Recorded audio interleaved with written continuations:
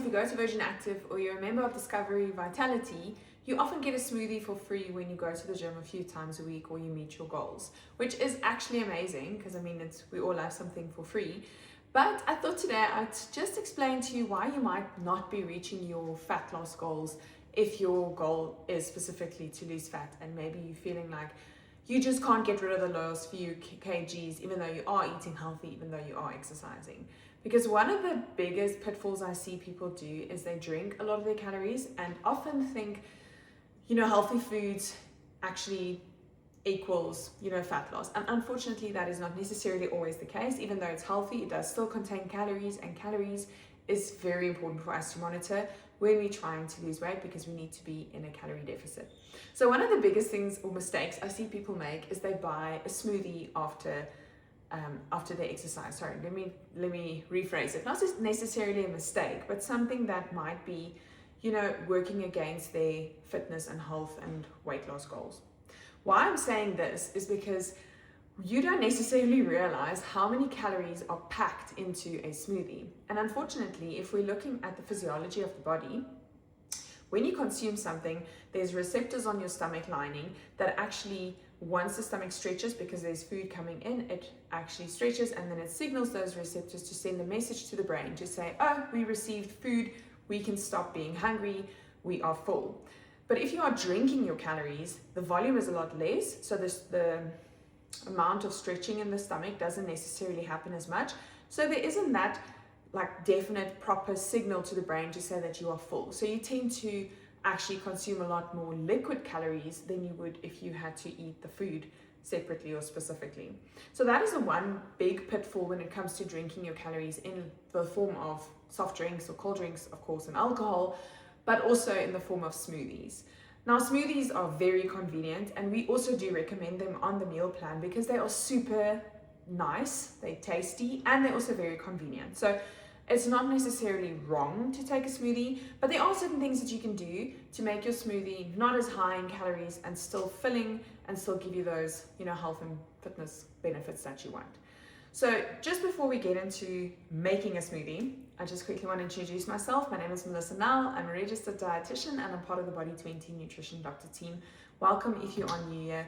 Please send us any questions if you have any via WhatsApp or email. We are very happy to help you along your journey. Okay, so looking at the typical smoothies people buy at, for example, Kauai, because you get one for free even, or even if you don't, you end up buying a smoothie at a ridiculous cost as well.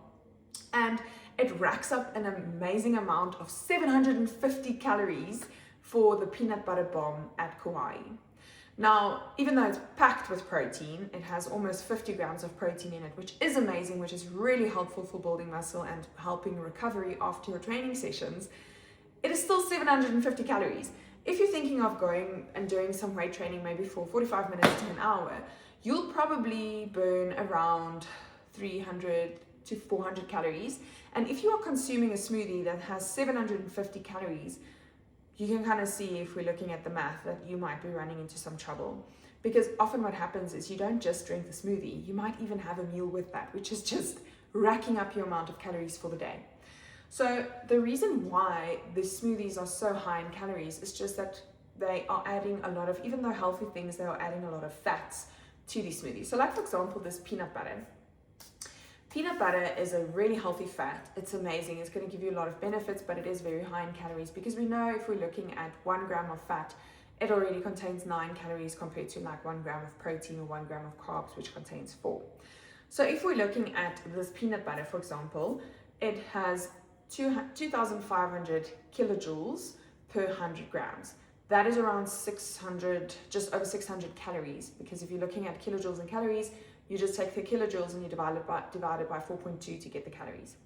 Now, what we've seen is if we're looking at an alternative, like, for example, peanut butter powder, or peanut powder rather, it has a lot less calories. It has 1,955 kilojoules, so that's about 465 calories in 100 grams. So you're saving almost 200 calories and you're going to get very similar taste. Now, you don't need to buy a protein powder, peanut butter powder. You can actually just make your own.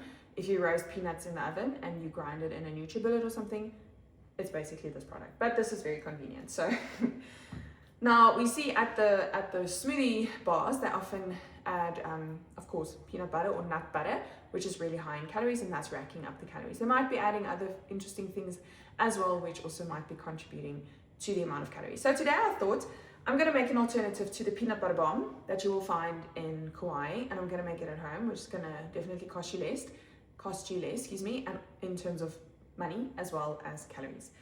Okay, we're going to start off with about a cup of ice. I'm just waiting for the scale. There we go. A cup of ice. Then we're going to do about 70 grams of banana. Or 50 grams of banana, excuse me. That's about like half a frozen banana. Frozen because that's going to give you that creamy texture. We're going to work with fat-free milk because then we're going to get the protein, but we're not going to get as much fat. And if you are avoiding animal proteins or dairy, you can just swap this for almond milk, and it's about a cup. Now the more liquid you add, the more liquidy your smoothie will be, of course, so it really depends on you. And if you are going to substitute this with unsweetened almond milk, it's going to even drop the calories even more, but you're also going to drop the protein a little bit, so just bear that in mind. Then we are going to add a little bit of sweetener. So mainly because we're not going to do peanut butter, which is often sweetened. So we're just going to add like 2 drops of sweetener. It's really also depending on your taste.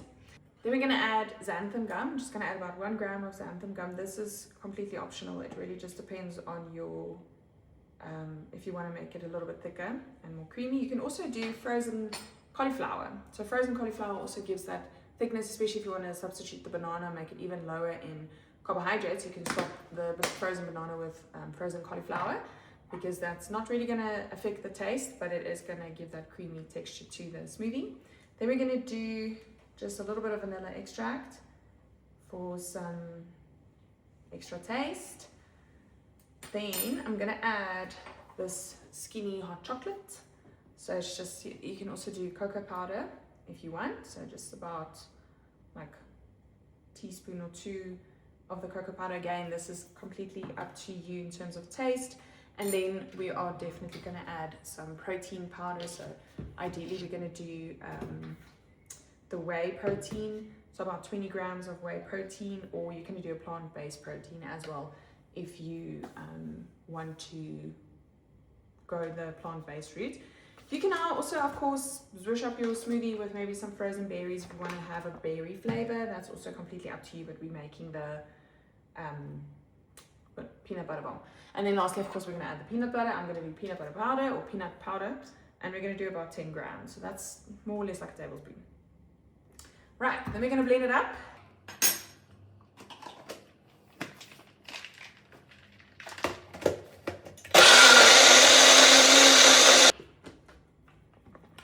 There we go.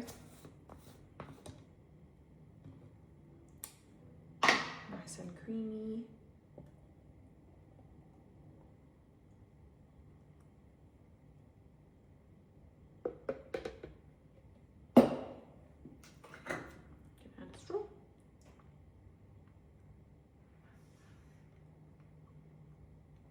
You wouldn't even be able to taste the difference. And this smoothie will probably be around 250 calories compared to 750. So you're going to save 500 calories, which is going to make a massive difference.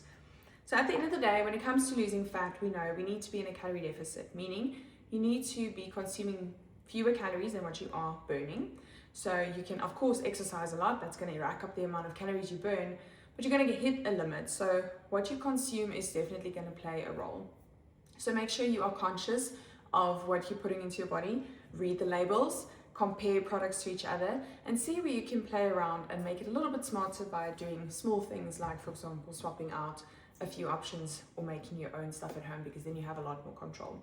If, for example, you feel like, no, you really love your peanut butter bomb at Kauai or New, wherever you get it, that's completely fine. Just try and work it into your meal plan, and just bear in mind that it is quite high in calories, so just whenever you're going to eat the rest of the day, make sure you just bear that in mind. I hope this has been helpful. Let us know if you have any questions, and I'll see you in the next one.